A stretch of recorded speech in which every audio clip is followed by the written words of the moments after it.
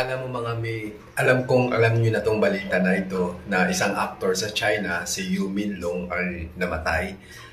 At ang sabi-sabi ay nagpakamatay daw, tumalon or may naghulog talaga sa kanya sa sixth floor. At ang masama pa nito, 'di ba?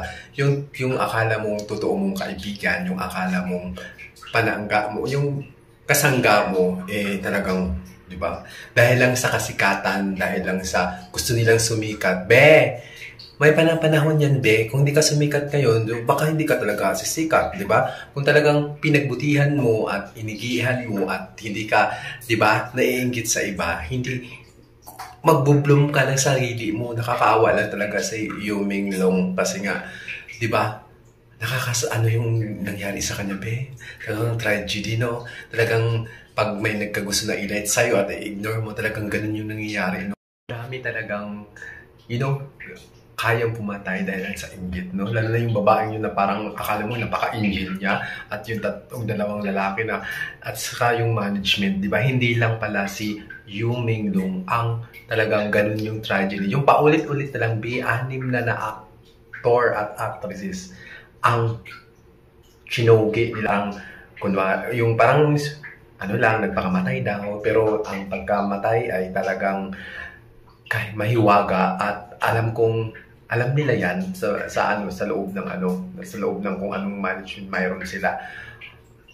Karma na lang talaga sa kanila, Akalain mo napakabait ni Yu Minglong at of course ngayon ang China ay nagwiwilga sila, nagpo-protesta sila na sana i-open daw ng pinuno nila ang kaso dahil napakahiwaga daw yung pagkamatay Yu Minglong at nakakaawa lang yung pagkamatay.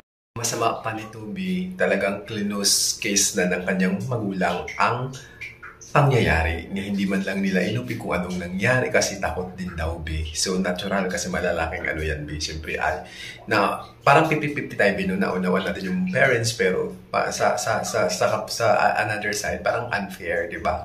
So, yun na nga daw, may USB nga daw, kaso naibigay nila sa pulis na alam mo na, di ba? So, grabe yung pagka-torture niya, pag binugbog, pinagamit ng droga, tinanggalan ng nails, tapos minuksan yung stomach, tapos parang nag-gang-rape pa, Diyos ko Lord, di ba? Kawawa talaga.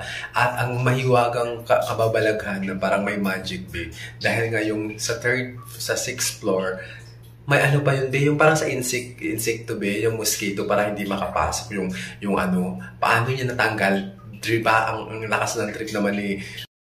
At ang nakakalungkot lang, di ba, deserve ni Yu Minglong na tumira sa magandang mansyon, matamasan niya ba, niya yung mga ginhawang buhay, pero nga, dahil nga, di ba, parang hirap na hirap siya, nakatira lang siya sa maliit na kwarto, tapos yung mga damit niya, parang lang yun, titiktok na parang wala talaga, na alam naman natin na talagang sikat na sikat siya, di ba, ibang management, ang hindi, di ba, talagang kawawang kawawa. Kung ako naman maging aktor at sikat, kung ganun lang man din, wag na, di bali nang magtinda na lang ako dyan ng gulay sa labas, di ba? Kung ganun din naman, celebrity ka, sikat ka, pero mga ka kasi kontrolado ka nila, di ba? Parang ang nangyari daw kasi mga parang may nagkagusto sa kanya na ilay, tapos ayaw niya kasi nga napakatinong tao si Yu Minglong. Talagang, nagpapano lang siguro siya sa role ng management, which is hindi naman naibigay sa kanya yung dapat para sa kanya.